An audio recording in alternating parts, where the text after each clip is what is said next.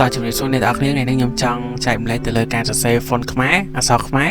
ដាក់ចូលក្នុងកម្មវិធី AutoCAD អូខេកម្មវិធីគូប្លង់អញ្ចឹងដំបូងយើងវាយ T enter មកមានន័យថា text T enter មកយើង click មួយហើយយើង click មួយទៀតមកអូខេអញ្ចឹងយើងឃើញកន្លែង text editor វាមាន annotative ហើយនិង standard អាហ្នឹងគឺជា default របស់ម៉ាស៊ីនមានន័យថាយើងបង្កើតយើង download ទៅឡើងកម្មវិធី AutoCAD ហ្នឹងមកគ្រប់ version គឺវា load អាហ្នឹងមក auto អូខេអញ្ចឹងគ្រប់ computer គ្រប់កម្មវិធីគឺវា load បែបហ្នឹងឲ្យអញ្ចឹងយើងចង់ដាក់អក្សរខ្មែរចូលនៅក្នុងកន្លែង style ហ្នឹងណាអញ្ចឹងយើងវាយ command st មកមានថាstyle អូខេ style và out style អញ្ចឹងហ្នឹងហើយយើង enter មកអូខេអញ្ចឹងយើងឃើញពីរដូចមួយយ៉ាង annotative និង standard អញ្ចឹងយើងបង្កើតអក្សរខ្មែរ lemon ចូលមកអូខេចូលមកក្នុងហ្នឹងដើម្បីយើងទុកប្រើអញ្ចឹងយើងចុចពាក្យ new នេះនៅខាងស្ដាំដៃ new អូខេចឹងនេះ style មួយយើងលុបចោលទៅយើងដាក់lemon អូខេ lemon R1 អូខេ lemon R1 ចឹងយើងបាន lemon R1 អូខេមកចឹងណាអូខេបាន lemon R1 ហើយយើងកន្លែងនេះយើងដូរពេលយើង select ហើយវា font name វាអត់ដូរឈ្មោះឲ្យទេគាត់ថាវាជាឈ្មោះទេតែវាអត់ដូរ font អក្សរឲ្យទេចឹងយើងចុចពីលើ array ហ្នឹងមកយើងវាយ li មាន lemon ណាវាយពាក្យកាត់ចឹងយើងឈ្មោះយើង R1 យើងរក R1 អានេះមានណាមានដោយសារខ្ញុំបញ្ចូលហើយចឹងខ្ញុំមិនតបានធ្វើវីដេអូទេក្នុងការតឡើង font អក្សរចឹងបើអ្នកនរគ្នាត្រូវការចាំខ្ញុំធ្វើវីដេអូទៅតាមក្រោយអាច comment នៅខាងក្រោមបានចឹងណាចឹងយើងយក lemon R1 អូខេយើង apply មកមានតែយើងបង្កើតហើយខ្ញុំបង្កើតមួយទៀតអូខេយើងដាក់lemon S1 ទៀតអូខេចឹងយើងចង់បង្កើតប៉ុន្មានយើងដាក់មកឲ្យច្រើនមកក៏បានដែរចឹងខ្ញុំបង្កើតតែពីរហ្នឹងឲ្យមើលណាចឹង lemon S1 យើង select មកហើយយើងដូរកន្លែងដូចមិញចឹងយើងយក S1 ដែរមកអូខេហើយយើង apply ចឹងដើម្បីយើងផ្ទៀងបានអូខេយើងចុច lemon R1 មក lemon R1 S1 អូខេចឹងករណីនេះយើងយកនេះកន្លែងនេះwidth factor យើងយកមួយទាំងអស់អូខេករណីយើងចង់ដូរយើងដូរដាក់មួយដូរទៅយើង select លើហ្នឹងហើយយើងដូរទៅតែជាទូទៅខ្ញុំប្រើគឺយកមួយចឹងអូខេ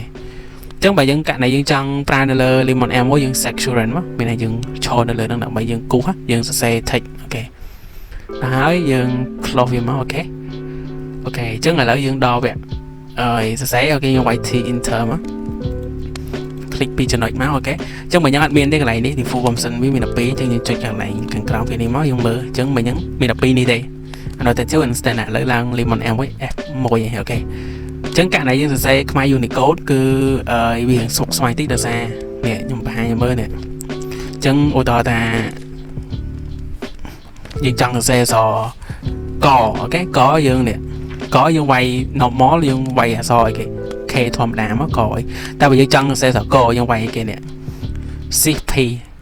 ឬក៏អានេះ CP ចេញផតែអានេះយើង C គេ CK បានចេញកអញ្ចឹងវារៀងស្មុគស្មាញតិចសម្រាប់ក្តារចុច lemon ខ្មែរអូខេអញ្ចឹងយើងចង់ធ្វើតាមហ្នឹងក៏បានដែរយើងចង់សរសេរតាមហ្នឹងក៏បានតែជាក់ស្ដែងយើងមាន link តែ link ហ្នឹងមិនមែនរបស់ខ្ញុំទេគឺរបស់គេដែលគេបានចងក្រងមកដែរអញ្ចឹងណាអញ្ចឹងយើងអាចយកប្រើប្រាស់បានចាខ្ញុំតម្លាក់ចូលអញ្ចឹងយើងគ្រាន់តែឈរនៅលើហ្នឹងមកអូខេយើងចង់បាន lemon R1 យើងឈរលើ lemon R1 មកហើយកន្លែងនេះត្រូវប្រកាសថាយើងដូរទៅអង់គ្លេសអូខេហើយយើងចូល link អូខេនេះចូល link មកខ្ញុំសរសេរហើយអញ្ចឹងយើងដាក់អីគេ plong បាទអូខេ plong បាទ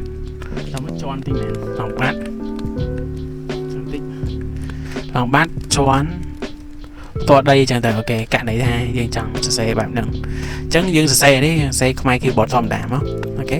ហើយយើង copy ខាងក្រោមវិញមានថាវាបំលែងឲ្យខ្មែរទៅខ្មែរ lemon អូខេនេះ lemon ខ្មែរទៅខ្មែរ lemon ហើយនេះយើង copy វាមក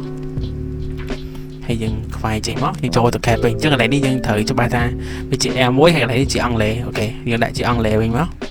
ហើយយើង control V មកអូខេឃើញអត់បើយើង control C កន្លែងនេះអានេះយើង copy វាមក control C ក៏បានដែរ copy វាមកហើយយើងមកផាសដាក់លើនេះវិញ control V មកវា load ឲ្យហើយយើង select ហើយយើងដាក់ថានេះខ្ញុំដាក់ចោលចឹងដាក់200ចឹងដែរអូខេសក់ខ្មែរនេះអូខេផ្លង់បាត់ចំតដីអញ្ចឹងបើយើងចង់ថាដាក់ផ្លង់បាត់ជាន់ទី1អូខេផ្លង់បាត់ជាន់ទី1ចំតដីនេះជាន់ទី1ចឹងទៅចឹងនេះយើងសេធម្មតាទេអូខេហើយយើង copy មកអូខេនេះ copy ទៀតមកហើយចូលទៅ cat វិញមកហើយយើងវាយអក្សរ T មកនេះយ៉ាខ្ញុំភ្លេចដូរអញ្ចឹងចុច T enter មកអូខេយើងចង់ដាក់អីគេបើខ្ញុំដាក់ R1 អានេះអក្សរពុំ R1 ហ្នឹង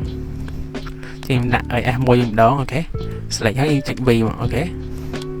ហើយយើងដាក់មិន200ដែរទៅធំស្រួលមើលចេះស្អីយើងដាក់ប៉ុណ្ណឹងអូខេយើងបានអញ្ចឹងយើងចង់សរសេរអីក៏បានដែរលឿនអញ្ចឹងយើងមាន link មួយយើងលឿន